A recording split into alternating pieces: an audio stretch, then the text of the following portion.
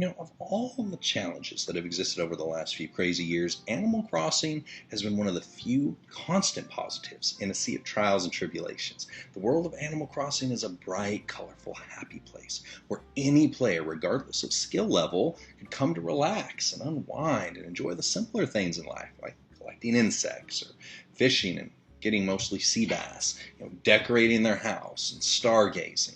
Even non-gamers or those who have never tried any of the previous releases in the series can jump right in with ease. Friendly villagers and local entrepreneurs gently guide newcomers through every second of the process, even if a few also happily charge a fairly exorbitant number of bells for their assistance. Looking at you, Tom Nook, It's ridiculous. You're not an entrepreneur. You're part of like some kind of mafia thing or something, stealing all our money. But for months, I made a daily habit checking in with my neighbors. I feel like it was like a year. Yeah, but it was a long time. But I would consistently check in, perform my little list of chores and tasks. I would hunt some seashells, catch butterflies, get my Nook miles, all that good stuff. And in the tough and often lonely times that we all faced during the pandemic, Animal Crossing provided an escape to a virtual world that made it just a little bit easier to cope. No matter how gritty and lonely and dark the outside world and all the news were at any given time, the kindness of my virtual friends in Animal Crossing were always ready to push those feelings away from me, even if it was just for a short spell. It was an oasis that was always there for us whenever we needed it, whether it was to check on the value of turnips first thing in the morning or searching for some rare insects during some long sleepless hours at night. I can't pinpoint the exact moment this happened, but one day I just didn't stop to check in on my neighbors or collect my Nook miles. I didn't even turn on the Switch. Maybe it was an unusually busy morning, or perhaps I just kind of forgot. That one day turned into 2, and then a week, and then after a few more weeks went by, I realized I had missed some pretty large seasonal events that I had previously been looking forward to. I suppose we could have done the whole time travel thing and went back to see them and reversed everything, but to be honest, I didn't really want to. And now here we sit realizing it has been months since we've last played the game. And it's highly likely that many of the neighbors who carried us through some of our most challenging and stressful days probably moved on.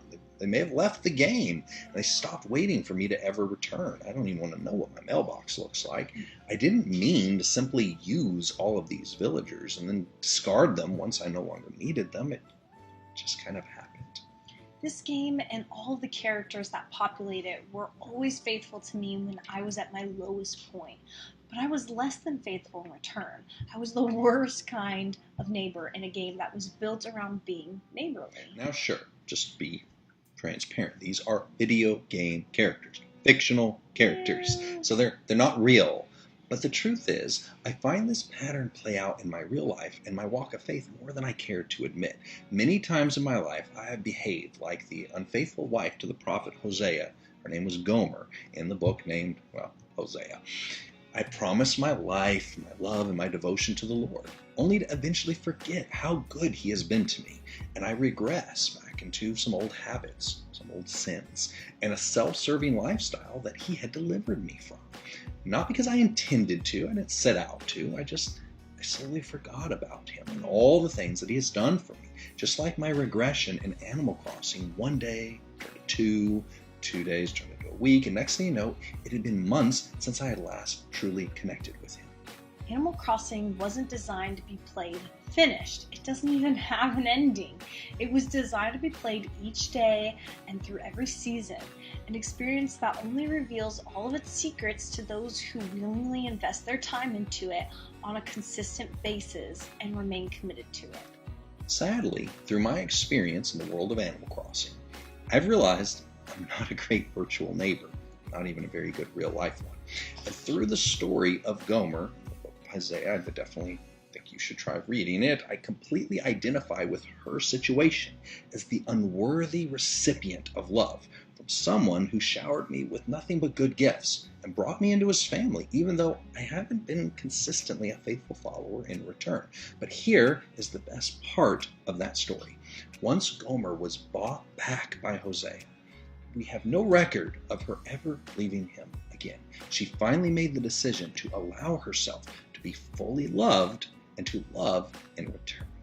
And I think that's why Gomer's story is here in the Bible for us to read thousands of years later, to remind us that his faithfulness to us has nothing to do with our past or even our present faithfulness to him.